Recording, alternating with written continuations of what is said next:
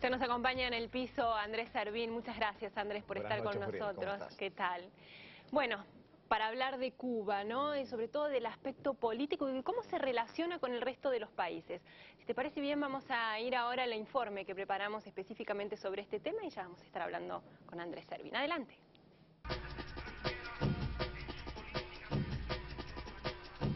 Me doy cuenta que mi verdadero destino va a ser la guerra que voy a tener. Desgraciadamente resultó perfecta, pero no era mi intención.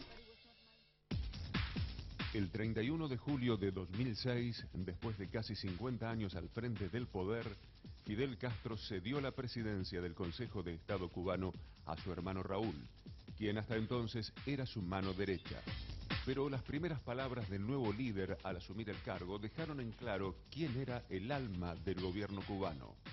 Solicito a esta asamblea que las decisiones de especial trascendencia para el futuro de la nación me permita continuar consultándolas al líder de la revolución, el compañero Fidel Castro Ruz.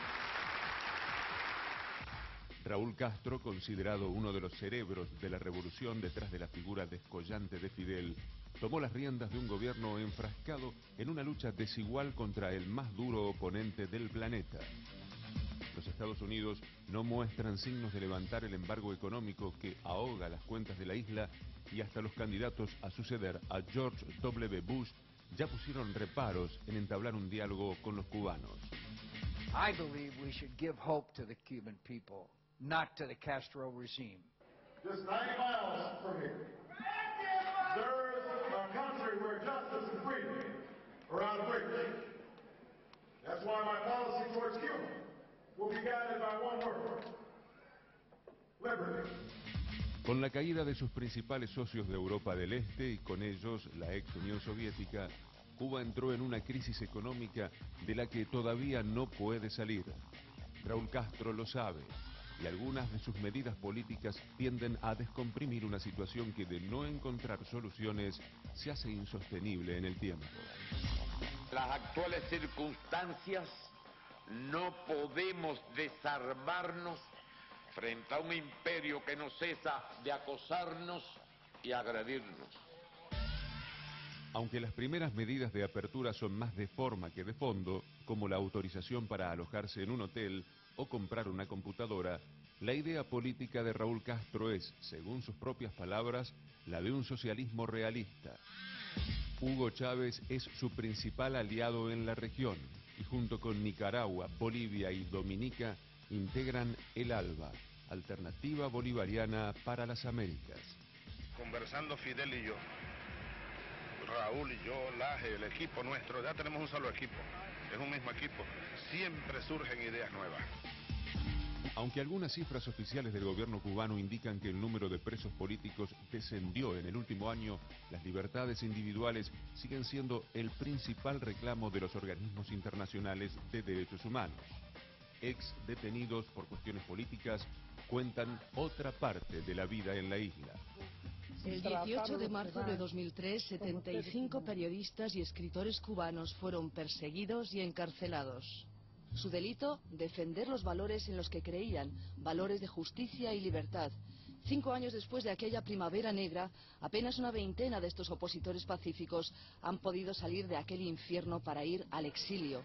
Alejandro González Raga y José Gabriel Ramón Castillo son los últimos desterrados. Apenas llevan mes y medio en Madrid. Llevo ya un mes y varios días aquí y de verdad que me cuesta trabajo asimilar que vivo en libertad. Porque no es porque esté sucediendo algo que sea ajeno a la libertad, es que no conocía la libertad. Porque imagínate, un mes comparado con 50 años, no es tiempo todavía para darse cuenta bien de lo que es la libertad. Cientos de balseros continúan lanzándose al mar buscando otro destino. Prefiero que me coma un tiburón antes de regresar. Mejor perdernos en el mar que seguir pasando hambre, miseria, necesidad. Y además nosotros creemos que tenemos la necesidad de ir a buscar la libertad. La política exterior de Raúl Castro no dista demasiado de la de su hermano.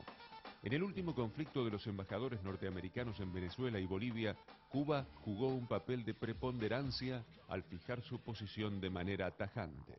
Los Estados Unidos tienen que responder ante este nuevo eje que se ha creado, el eje terroristas de origen cubanos en Miami, diplomáticos norteamericanos, grupos mercenarios de los Estados Unidos en Cuba. Estados Unidos en La Habana monitorea, dirige, financia, organiza la realización de actividades provocadoras de elementos mercenarios en Cuba para desestabilizar el orden en nuestro país.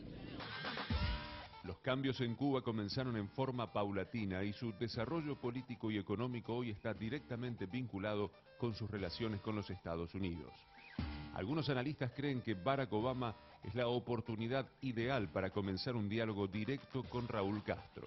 Be willing to meet without preconditions, but with a lot of preparation. John McCain essentially wants to continue George Bush's policies of not talking to leaders we don't like and not talking to countries we don't like. It has been a failed policy.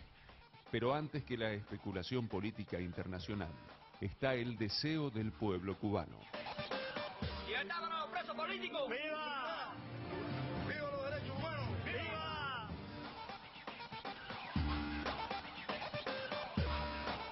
Andrés, veíamos ahí el informe, que lo titulamos La transición en Cuba.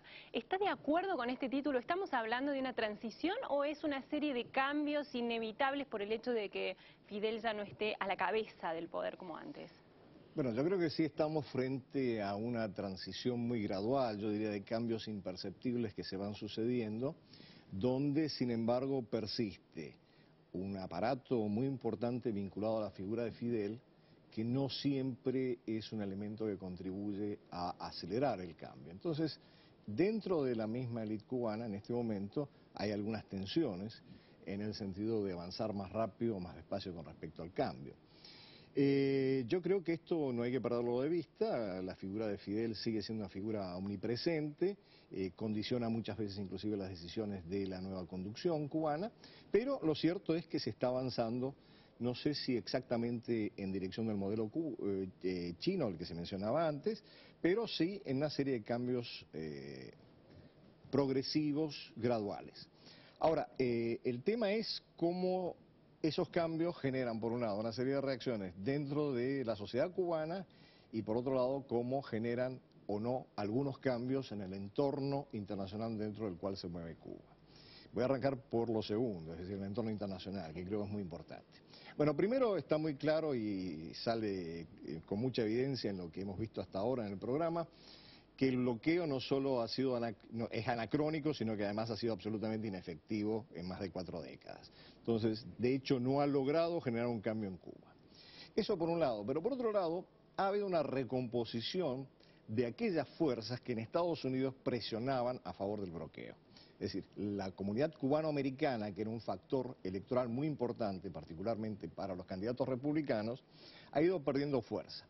Entre otras cosas porque se ha producido un recambio generacional, es decir, los jóvenes cubanos nacidos en Estados Unidos o venidos muy jóvenes a Estados Unidos, muchos de ellos han empezado a inclinarse hacia el Partido Demócrata. Eso hay una caracterización muy divertida en la discusión académica norteamericana acerca del síndrome de la abuelita. Es decir, la abuelita es una republicana que se mantiene en una posición a favor del bloqueo, etcétera, etcétera, contra Fidel, y el nieto no le dice nada a la abuelita, pero en realidad simpatiza con el Partido Demócrata y con una apertura hacia Cuba. Entonces, esta situación se está produciendo con respecto a un sector muy importante que influía decisivamente sobre la política exterior de Estados Unidos hacia Cuba, por un lado.